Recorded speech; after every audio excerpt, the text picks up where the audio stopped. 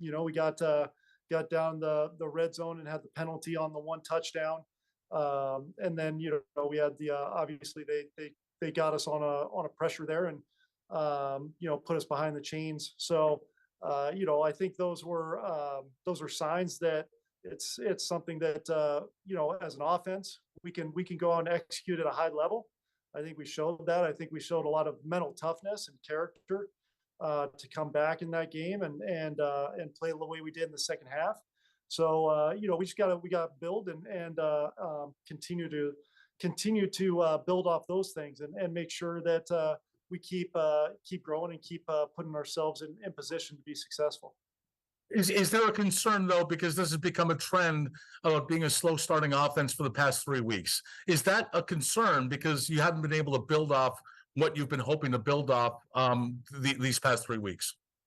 I think no matter when we're on the field, our expectation is to drive it and move the ball and score points. So whether that's first half, second half, overtime, whenever that might be, our goal is to, consistently be effective as an offense and put points on the board. So that's the objective, whether it's first half or second half or, whatever portion of the game it is. You feel you need to get to answers quicker, though? I feel like going into the game, we have a good plan of what we want to do.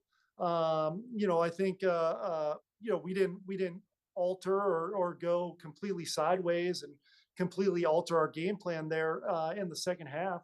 It's just we just got to continually go out and focus on us and focus on what we have to do to score points.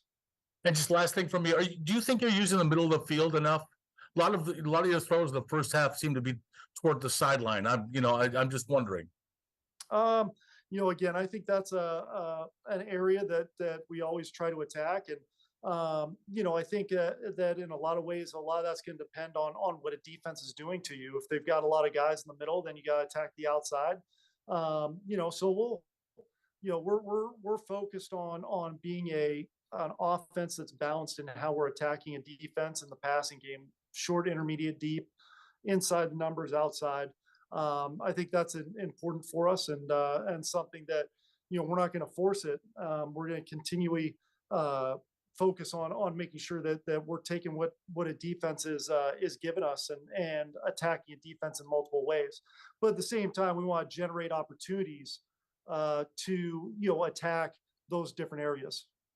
Thanks, Ken. Mm-hmm. Hi, Ken. We were talking to Sean, and he said that he's doing everything he can to make sure things are the way he wants it in all three phases. I'm curious, what's the dynamic of, I don't want to say your relationship, but in terms of game planning, how much is he involved and what's the kind of cadence throughout the week? Yeah, I mean, definitely has some input and is definitely has a philosophical idea of what he wants, and that's something that continues to blend in with our offense. So he's obviously got a great mind for the game, and as a defensive coach in this league a long time, an understanding on how to attack defenses. So it's something that we continue to blend in with offense. Is that a challenge sometimes? Like, a lot of times different ideologies are probably a good thing if they are even different. I don't want to put words in your mouth, but meeting those two visions together, has that ever been a challenge?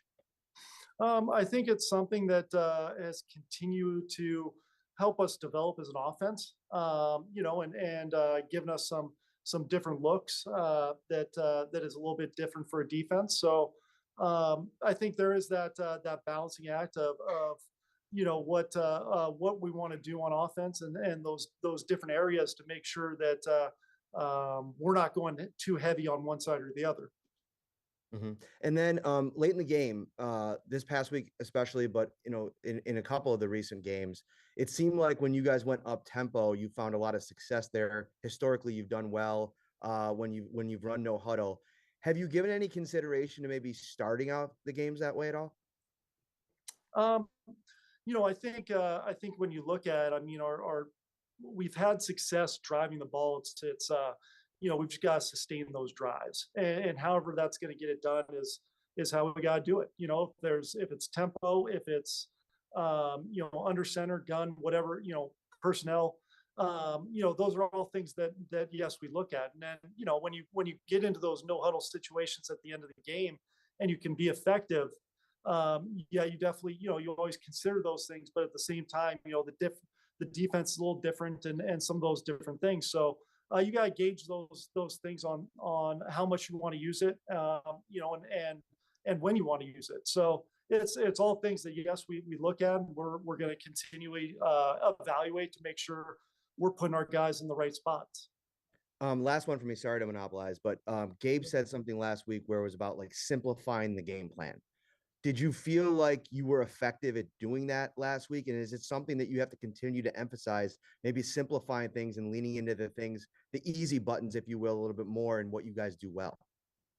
Yeah, I think that's something that, obviously we focused on last week to make sure, guys were able to play fast and play confident. And I think we've got a good group that's, smart and dependable.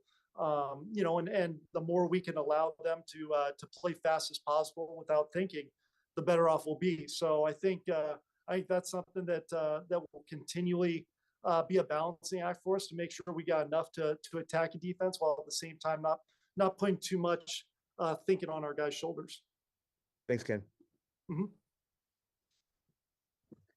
Hey, Ken.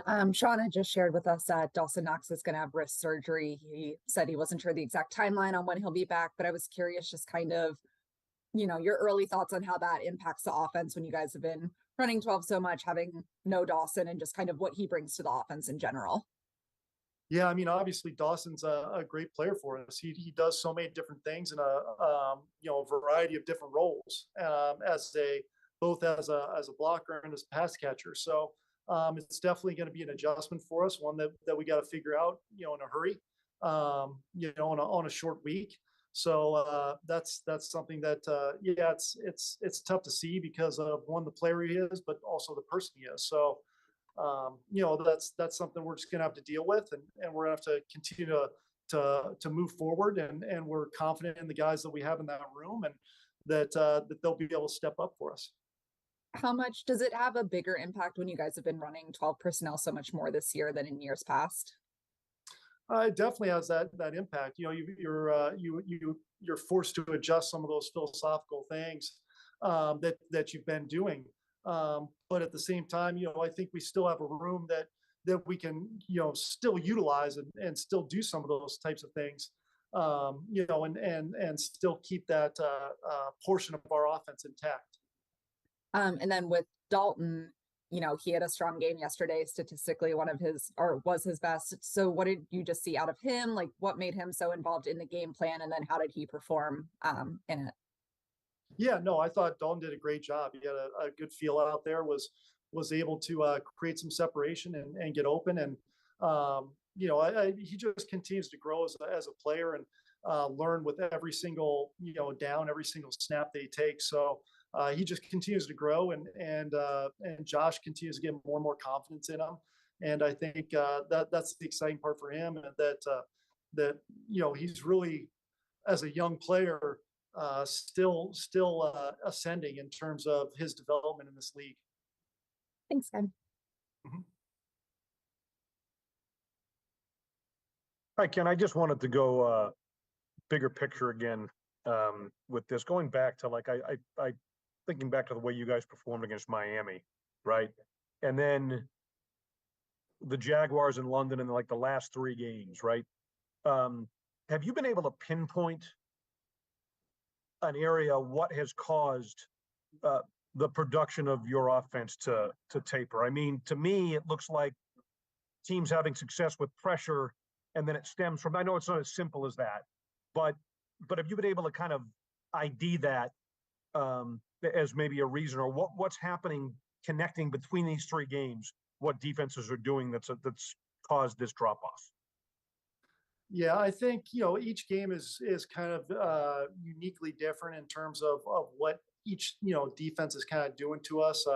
Some of those games are kind of too high shells, playing soft zone. Some of those games are pressure games. Some, you know what I mean? So at the end of the day, I think the big part for offensive football is you got to focus on yourself, and you got to focus on your execution and how you get the guys, you know, executing at a high level consistently, you know, and how to create some of those explosive plays, you know, to shorten the field as well.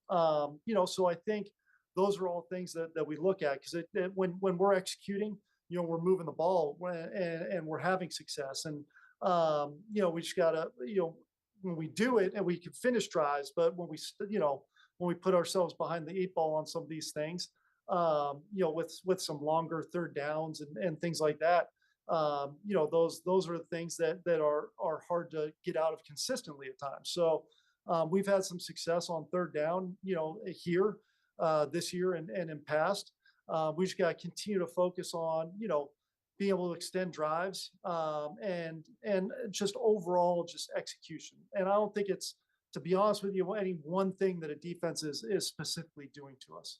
So it's not like Jacksonville came up with something and the Giants saw that on tape, and then Bill Belichick had his own version of that. You know, you see what I'm getting at? No, yeah. I definitely do. And I really don't think that it's because all those teams are so, you know, uniquely different. I feel like, you know, they've got their own identities, and a lot of these defenses, whether it's a 3-4 or 4-3 or multiple, you know, they're going to do things that are in their mold a lot of times, and not say, you know, well, this team, you know, they're completely different from what we do, but we're going to do that, you know. So I think they definitely you know, they look and evaluate and see how to attack. But at the same time, you know, there's times where we've had very good success against pressures and blitz and those types of things. So you know, that's part of the game. You know, there's going to be times where a defense does get you. They've got a good call, and we've got to, you know, make sure that, hey, in those situations, okay, what are we doing to you know, get ourselves out of it? Whether it's a check, whether it's a, hey, we got to find our outlet,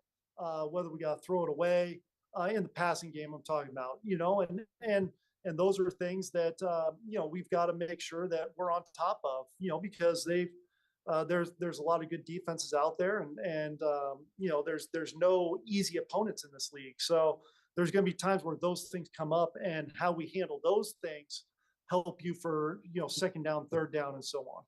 Right. Thank you, Ken. Mm-hmm. Hey Ken, just kind of piggybacking off of some of the pressure stuff.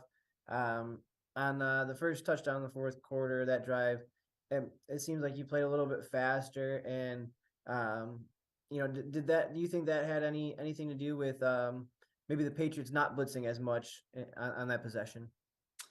You know, that's honestly a tough question for me to answer, you know, without knowing their philosophy. I think you know, there's times where you utilize some of those up tempo things for that reason, but at the same time, you know, these defenses have seen a lot of those different, you know, different offenses. So these defenses are so good nowadays at getting into their pressures, whether you're on the line of scrimmage going fast or not. You know, so could that have played a factor? There's definitely that potential, but at the same time, it's hard to say, you know, whether or not a defense is not going to pressure you or not, you know, because in 2 minutes, the you know, they'll go all out pressure on you, and bring an all out pressure, which they did to us later in that game as well. So you know, those are things that when you are in no huddle, yeah, you're trying to get specific things done, but at the same time, you've got to be ready for those, you know, those different pressure packages, so they don't surprise you. Outside of a end of half or end of game scenario, what to you kind of, you know, necessitates a maybe an up tempo, maybe not no huddle, but just getting from the end of play A to the start of play B faster? Well, I think, you know, we're always trying to push the tempo in terms of whether we're huddling or not. You know, I want to get the call into Josh as quickly as possible, so that, you know, he can get in and out of the huddle, and we can push the tempo and constantly be kind of on the attack, you know, and that's the way we view it. Now, I think we could definitely, when you mix in that no huddle stuff, you want to make sure that that you're giving yourself balance in what you're able to do out there, in terms of it just not turning into all drop back and those defenders just being able to tee off on you. So those are the different things that you evaluate to make sure that you've got the right things in to utilize those up tempo situations. How much how much do all the different pieces that you guys have at your disposal, all the different packages and things of that nature, kind of challenge the idea of trying to push the tempo a little bit? Yeah, I think it's a great question because when you're in and out personnels, I think there's two different philosophies. You're staying in a personnel group and pushing that tempo, and putting pressure on a defense coordinator that way, or you're trying to get in and out of different personnel groupings to force them to have to adjust. Hey, they're in this. Hey, they're in this with these guys. And them have to adjust based off of seeing different personnel groupings. So I think there's in my mind, a couple different ways, to put pressure on an opposing play caller and an opposing defense by mixing up, whether it's tempo or mixing up personnels. Thank you. Mhm. Hey, Ken. Just wanted to ask you first, just offensive line, it's a group that's been pretty solid overall this season. Obviously yesterday, tougher day for them. Just your assessment from their performance and just any concern over some long-term things you saw of what could be, any sort of problem with that group. Yeah, I mean, I think they've done a great job for us this season, and I think they'll continue to do that. I think the more we can vary things for them and help them out in different ways, whether it's runs or RPOs or different actions, drop back, ball out, whatever those different variations are. The more that I think that helps those guys and they can feel confident in what they're doing. And then, I know rest is important at this point in the season, getting guys healthy, but with the way the offense kind of feels like they've been underperforming the last couple of weeks, knowing that you get another chance, with Tampa Bay coming up Thursday so quickly, does that actually present maybe just a unique opportunity for them to kind of get that bad taste out of their mouth, so to speak, a little bit quicker on a Thursday than it would be for a Sunday, obviously? Yeah, no question. I mean, we had our meetings this morning and we were back out, on the field today, and going through things and getting ready for Tampa Bay. So you've really got no choice but to turn the page and start focusing on the next opponent, which is, a team that's coming in here that's extremely aggressive and, got a lot of talent on defense. So it's going to be a big challenge for us on a short week. And then one more for me, Ken. I just want to ask you about Latavius Murray.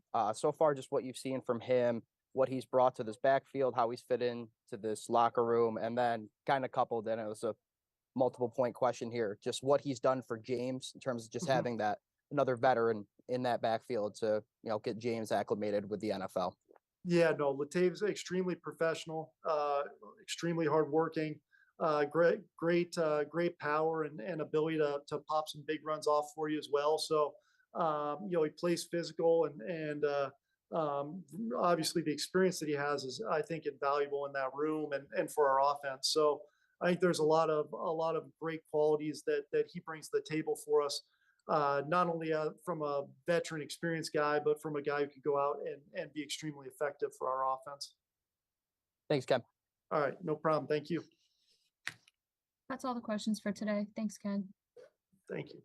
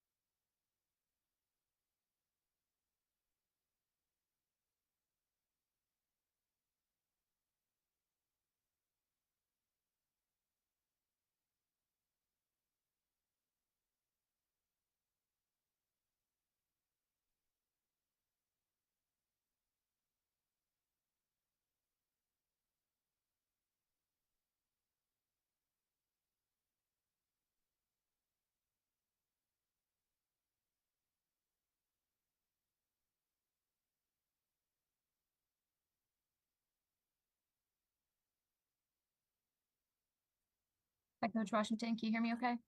Yes, I can. We'll go ahead and get started with questions. And the first question will be from Jay Skursky. Hi, Coach. This is Jay with the Buffalo News. Thanks for your time.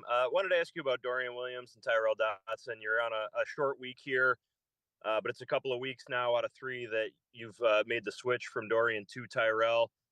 What goes into making that decision for this game coming up, and then obviously moving forward the rest of the season between those two?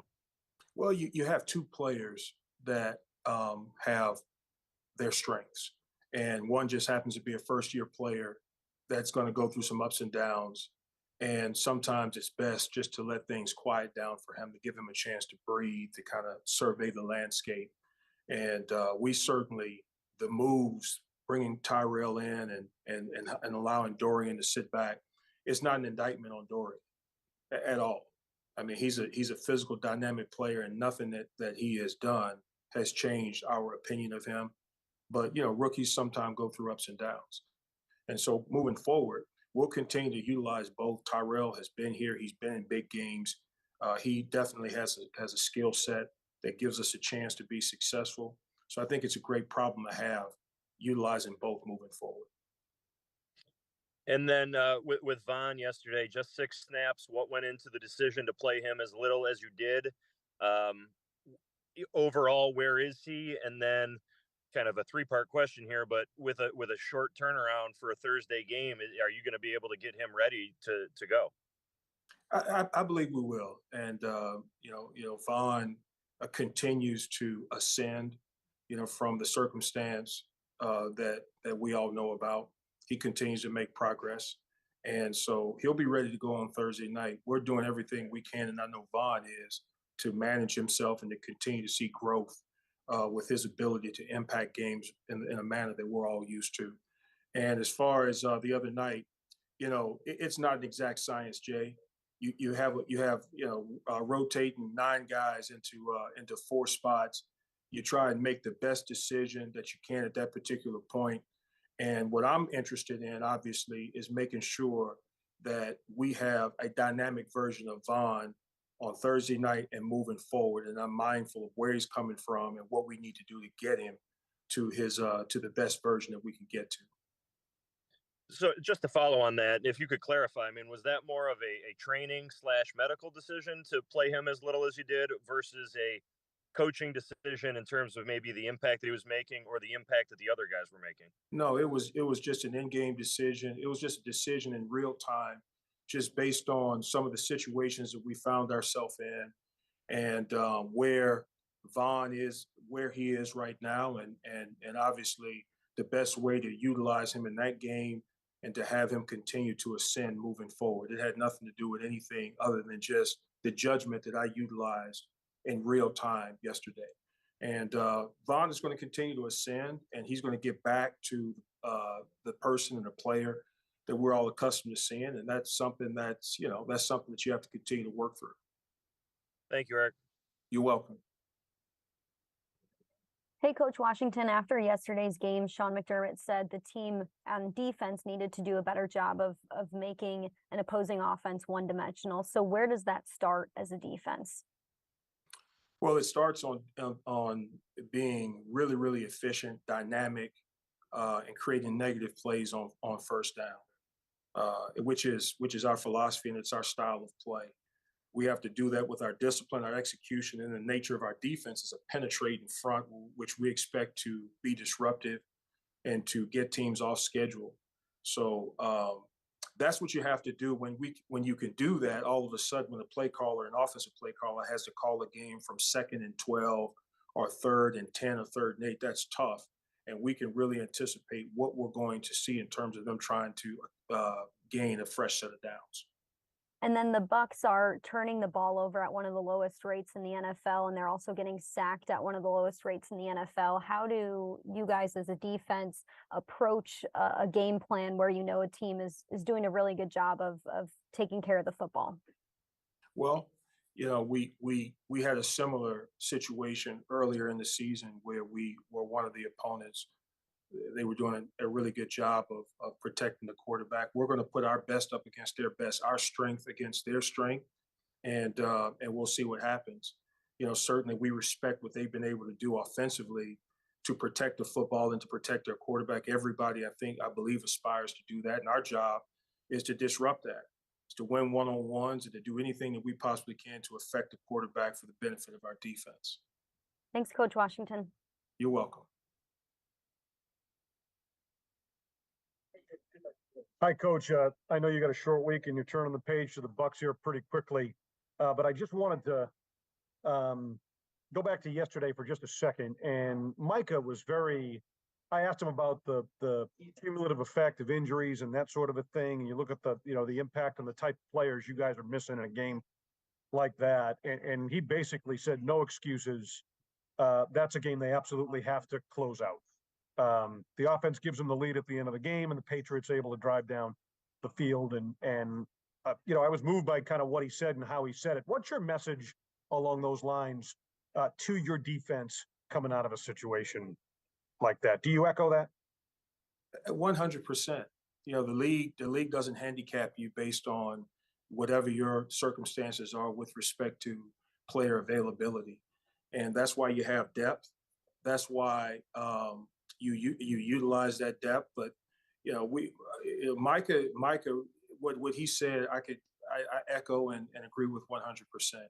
We have a bunch of guys with a mindset that, when we line up as a defense, we believe that's our best defense. And no disrespect to the players who are working their way back into the fold, but whoever we line up with out there, we believe gives us our best opportunity to execute and to do the things that fit who we are. And what, in your opinion, didn't happen on that final drive yesterday and needed to? Well, some of it was execution.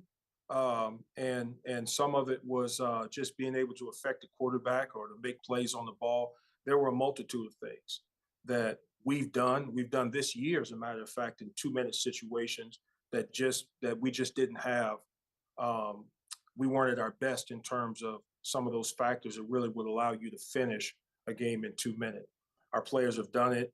Obviously, there's some things that I have to be mindful of, that I have to do to enable our players to make sure that they have their best mindset and they're ready to execute in that situation. I think it starts from my role. And when we put all of that together, we know what we can get done. And the next time we're in that situation, you can count on us finishing. All right. Thank you, Coach. You're welcome. Hey, Eric.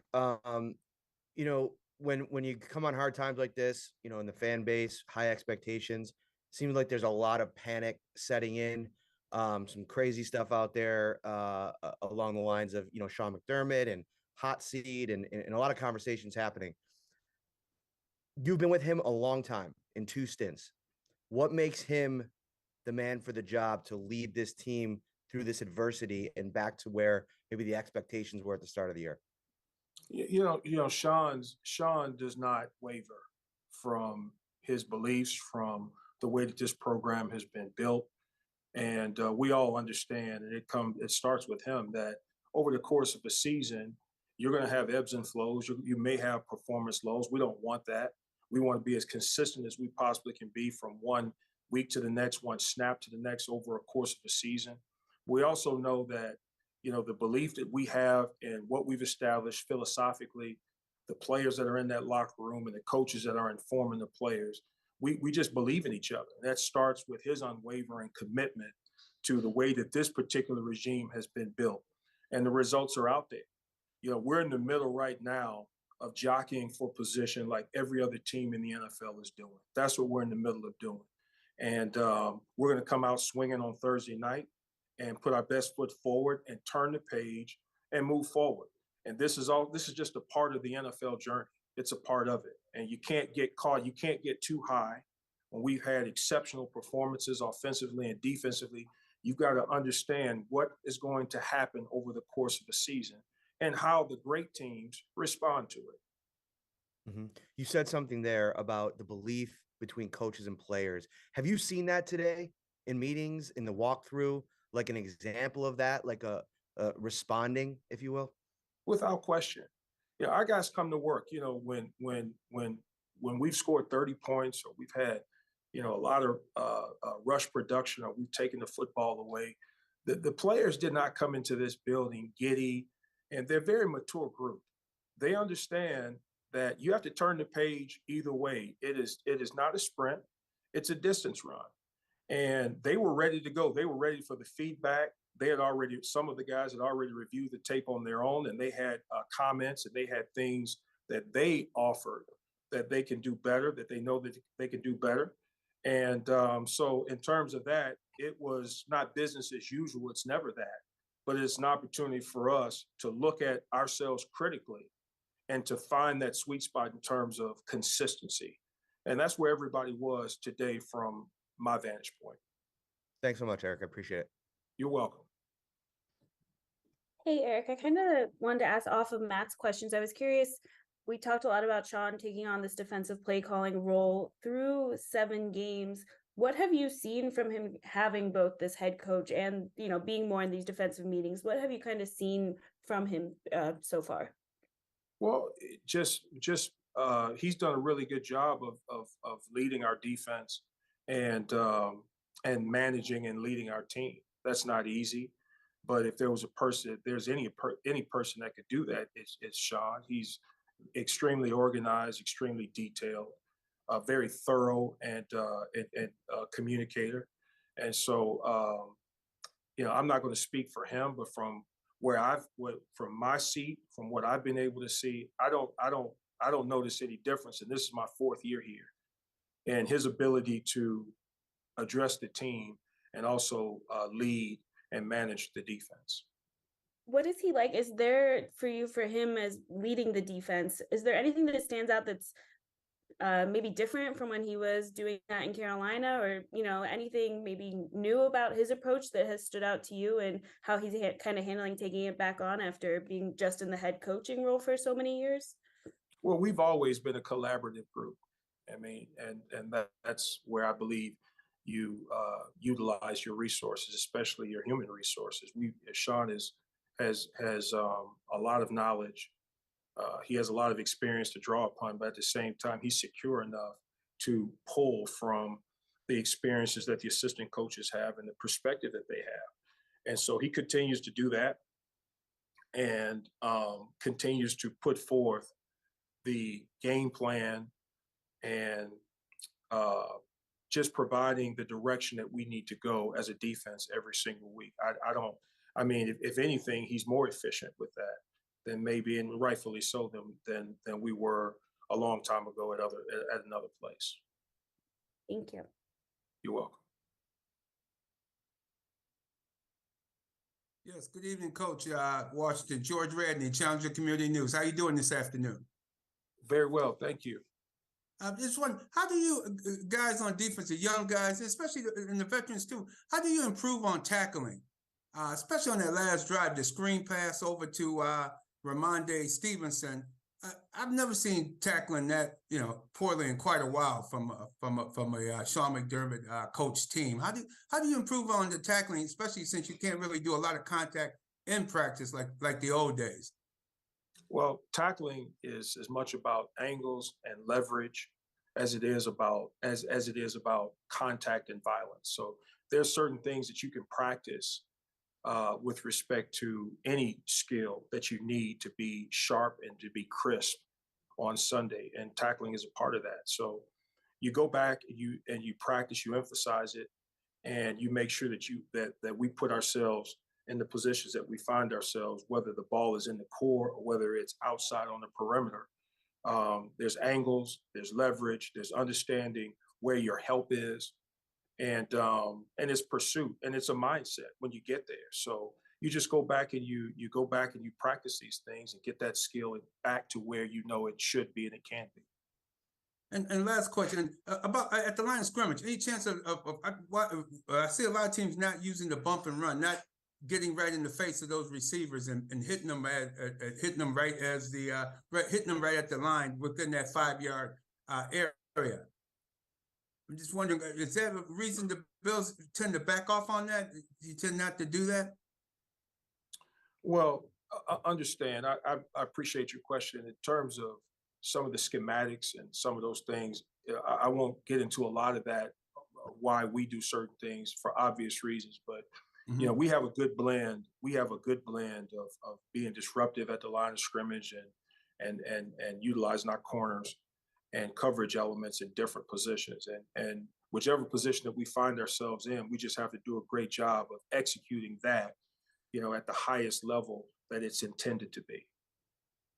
Alrighty. And last but not least, Khair Elam, what would you say from his play so far? Well, Khair just continues. He's working, he's grinding, and he's continued to carve out a role for himself as a line of scrimmage player for our defense. And he's on top of that. He's working, and I believe the best is yet to come from him. He's a guy with tremendous character, a tremendous work ethic, and he'll be in a position to help us starting on Thursday and as we move forward. There's a reason why he's here. Absolutely. Thank you very much for your time and good luck on Thursday night. Thank you, sir.